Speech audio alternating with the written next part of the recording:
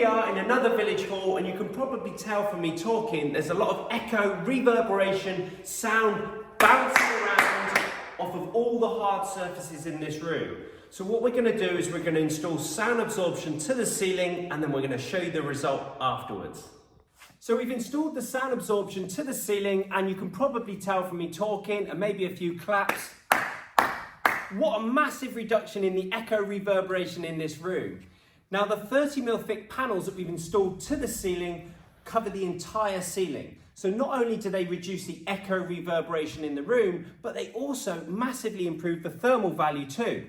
Just a reminder of what it was like before. Reverberation, sound bouncing around. So if you have a village hall and you're struggling with echo reverberation in the room, maybe you're struggling to hear what one another are saying, please get in touch. Getting funding for a project like this might be easier than you think.